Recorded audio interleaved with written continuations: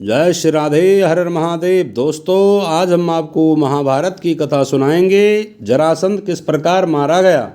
इंद्रप्रस्थ में प्रतापी पांडव न्यायपूर्वक प्रजा पालन कर रहे थे। युधिष्ठिर के भाइयों तथा साथियों की इच्छा हुई कि अब राजस्व यज्ञ करके सम्राट पद प्राप्त किया जाए। इस बारे में सलाह करने के लिए युधिष्ठिर ने श्री कृष्ण को संदेश भेजा। जब श्री कृष्ण को मालूम हुआ कि युधिष्ठिर उनसे मिलना चाहते हैं तो तत्काल ही वह द्वारका से चल पड़े और इंद्रप्रस्थ पहुँचे।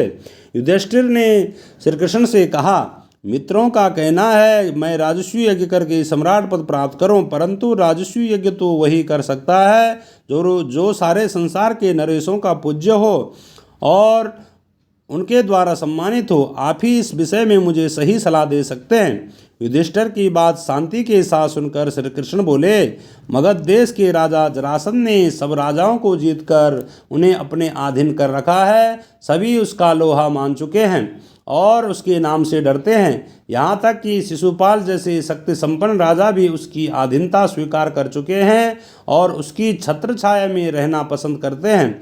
अतः जरासंध के रहते हुए और कौन सम्राट पद प्राप्त कर सकता है। जब महाराज उग्रसेन का नासमझ बेटा कंस जरासंध की बेटी से ब्याह करके उसका साथी बन गया था, तब मैंने और मेरे बंधुओं ने जरासंध के विरुद्ध युद्ध किया था। 3 बरस तक हम उसकी सेनाओं के साथ लड़ते रहे, पर आखिर हार गए। हमें मथुरा छोड़कर दूर पश्चिम द्वारका में जाकर नगर और दुर्ग बनाकर रहना पड़ा। आपके साम्राज्याधीश होने में दुर्योधन और कर्ण को आपत्ति न भी हो, फिर भी जरासंध से इसकी आशा रखना बेकार है। बगैर युद्ध के जरासंध इस बात को नहीं मान सकता है। जरासंध ने आज तक पराजय का नाम तक नहीं जाना। ऐसे अजय पराक्रमी राजा जरासंध के जीते जी आप राजस्व यज्ञ नहीं कर सकेंगे। उसने जो राजा महाराजा बंदी गृह में डाल रखे हैं, किसी न किसी उपाय से पहले उन्हें छुड़ा देना चाहिए। जब ये हो जाएगा तभी राजस्व यज्ञ करना आपके लिए साध्य होगा। श्री कृष्ण की ये बातें सुनकर शांति प्रिय राजा युधिष्ठिर बोले, आपका कहना बिल्कुल सही है। इस विशाल संसार में कितने ही राजाओं के लिए जगह है, कितने ही नरेश अपने अपने राज्य का शासन करते हुए इसमें संतुष्ट रह सकते हैं। आकांक्षा वह आग है जो कभी बुझती नहीं, इसलिए मेरी भलाई इसी में दिखती है कि साम्राज्याधीश बनने का विचार छोड़ दूं और जो है उसी को लेकर संतुष्ट रहूं। युधिष्ठिर की यह विनयशीलता भीमसेन को अच्छी न लगी।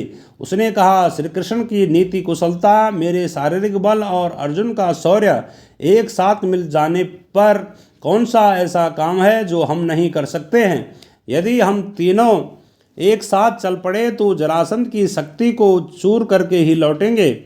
आप इस बात की शंका ना करें। यह सुनकर श्री कृष्ण ने कहा, यदि भीम और अर्जुन सहमत हो तो हम तीनों एक साथ जाकर उस अन्यायी की जेल में पड़े हुए निर्दोष राजाओं को छुड़ा सकेंगे। परंतु युधिष्ठिर को यह बात न जची। उन्होंने कहा, मैं तो कहूँगा कि जिस कार्य में प्राणों पर बन आने की संभावना हो उसके विचार तक को छोड़ देना ही उचित होगा। यह सुनकर वीर अर्जुन बोला उठा, और यदि हम यशस्वी भारतवंश की संतान होकर भी कोई साहस का काम ना करे तो धिक्कार है हमें और हमारे जीवन को। जिस काम को करने की हम में सामर्थ्य है, भाई युधिष्ठिर क्यों समझते हैं कि उसे हम न कर सकेंगे। श्री कृष्ण अर्जुन की इन बातों से मुग्ध हो गए। बोले, धन्य हो अर्जुन, कुंती के लाल। अर्जुन से मुझे यही आशा थी। जब जरासंध के साथ युद्ध करने का निश्चय हो गया तो श्री कृष्ण और पांडवों ने अपनी योजना बनाई। श्री कृष्ण, भीमसेन और अर्जुन ने वल्कल पहन ले, हाथ में कुशा ले ली और बरती लोगों का वेश धारण करके मगध देश के लिए रवाना हो गए। राह में सुंदर नगरों तथा गांवों को पार करते हुए वे तीनों जरासंध की राजधानी में पहुंच गए। जरासंध ने कुलीन अतिथि समझकर उनका बड़े आदर के साथ स्वागत किया। जरासंध के स्वागत का भीम और अर्जुन ने कोई जवाब नहीं दिया, वे दोनों मौन रहे। इस पर श्री कृष्ण बोले, मेरे दोनों साथियों ने मौन व्रत लिया है, इस कारण अभी नहीं बोलेंगे। आधी रात के बाद व्रत खुलने पर बातचीत करेंगे। जरासंध ने इस बात पर विश्वास कर लिया और तीनों मेहमानों को यज्ञशाला में ठहराकर महल में चला गया। कोई भी ब्राह्मण अतिथि जरासंध के यहाँ आता तो उनकी इच्छा तथा सुविधा के अनुसार बातें करना और उनका सत्कार करना जरासंध का नियम था। इसके अनुसार आधी रात के बाद जरासंध अतिथियों से मिलने गया, लेकिन अतिथियों के रंग ढंग देखकर मगध नरेश के मन में कुछ शंका हुई। राजा जरासंध ने कड़क कर पूछा, सच सच बताओ तुम लोग कौन हो? ब्राह्मण तो नहीं दिखाई देते हैं। इस पर तीनों ने सही हाल बता दिया और कहा, हम तुम्हारे शत्रु हैं, तुमसे अभी द्वंद्व युद्ध करना चाहते हैं। हम तीनों में से किसी एक से जिससे तुम्हारी इच्छा हो लड़ सकते हो तो हम सभी इसके लिए तैयार हैं। तभी भीमसेन और जरासंध में कुश्ती शुरू हो गई। दोनों वीर एक दूसरे को पकड़ते मारते और उठाते हुए लड़ने लगे। इस प्रकार पल भर भी विश्राम किए बगैर वे 13 दिन और 13 रात लगातार लड़ते रहे। 14वें दिन जरासंध थक कर जरा देर को रुक गया, पर ठीक मौका देकर श्री कृष्ण ने भीम को इशारा किया और भीमसेन इशारा ना समझ पाया। भीम सिंह ने जरासंध को फाड़कर इधर उधर फेंका और जरासंध को वरदान था कि वह उसके 2 भाग होने पर भी वो फिर ज्वाइंट हो गया।